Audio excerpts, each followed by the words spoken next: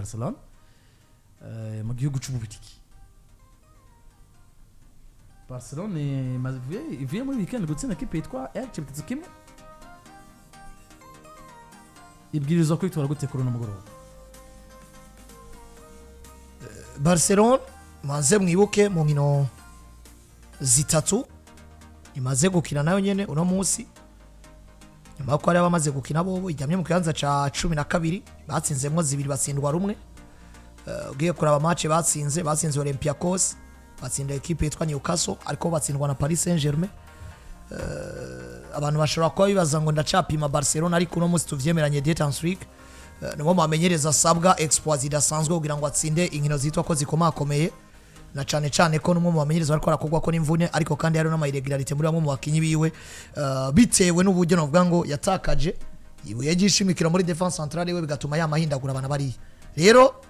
nta rukino rumwe ntaba niteze kuri Flick ariko uno munsi Jeff Flick ntiyaragera ko naramupima inose so kuko ntaragaruka na equipe yiwe. Biritezwe ko mu rukino rwa weekend Rafinha ashobora kuba yagarutse ariko no munsi wibuka afise Lamine Yamal Pibarji tarakira atari kubijijana kwijana physiquement bivuze ngo adashobora kwitanga kuri gwa rugero tumuziko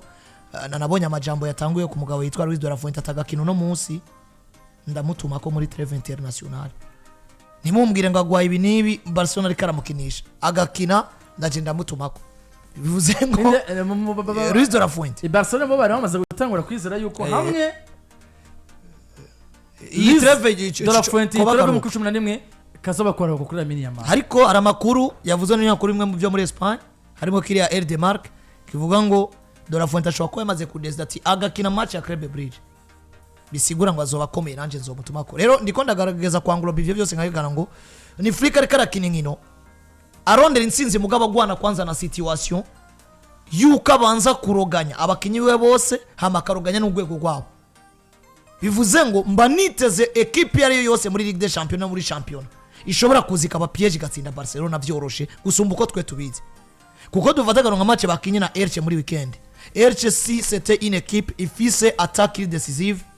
yakagomba kuba yamanije Barcelona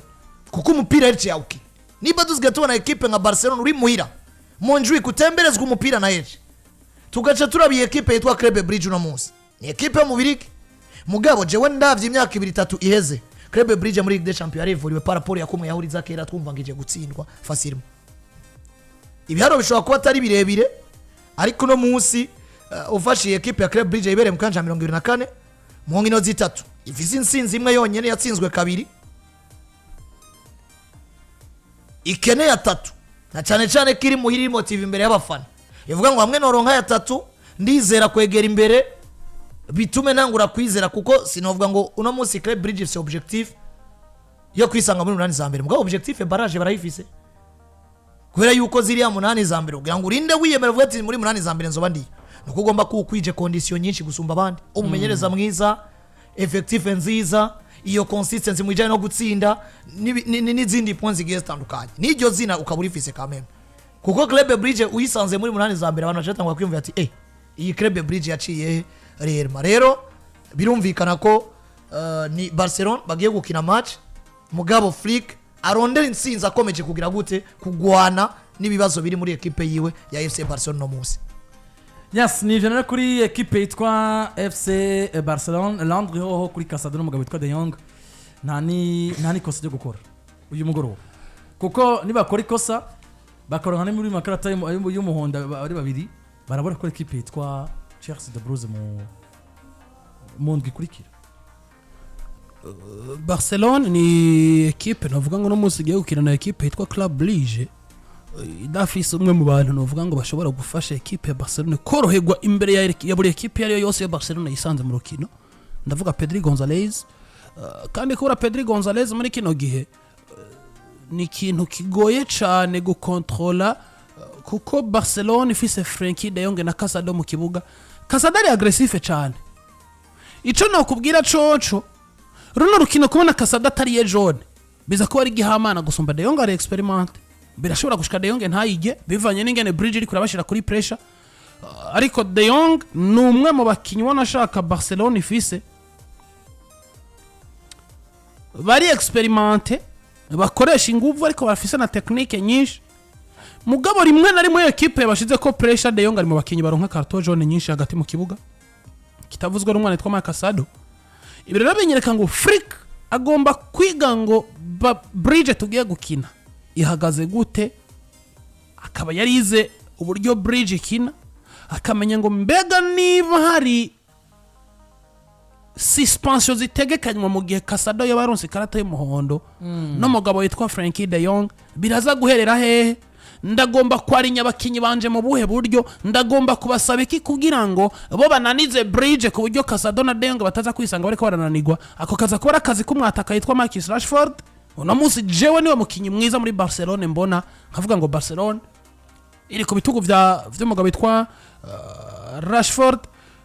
kaza kubara akazi gakomeye cyane ko mwana itwara Lamine Yamal na uno munsi ugwego gwiwe rurimo amakenga menshi cyane kaza kubara akazi k'umugabo sinibaza ko uno munsi asubira kwatakisha Torres kuko Torres jewe nabonye kuri Elche Torres agira iminsi iyo Barcelona ari kwirakina Torres biragoye ko mubona mu kibuga ameze neza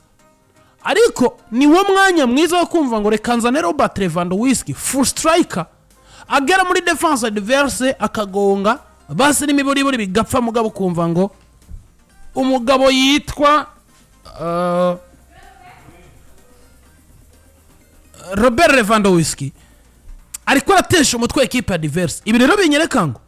Frick natamenye ingana agomba kwarinya equipe yo nica abakinyi bagomba gutumwa hama ngo baze mu kibuga bagitahura biragoranye ko tuza kubona Casado heza urukina atari karata y'umuhondo biragoranye ko tuza kubona Frankie de Jong heza atari karata y'umuhondo bizona muviramwo ambiscade ikomeye cyane imbere equipe ya Chelsea kuri Barcelona nuko bimeze kuko na vyinshi zo kubivuga umwanya tujanye Man tirakira Dortmund umugoroba kuri ET Stadium naho nta vyinshi turi buvuge turaza kwa tubiraba ku munsi w'ejo kuko dusigaranye iminota 8 yo kwa twinjiye mu rukino rwa equipe yitwa Chelsea de Blues Pepe bamubaje ati ugiye guhura na equipe yareze umugabo yitwa Erling Haaland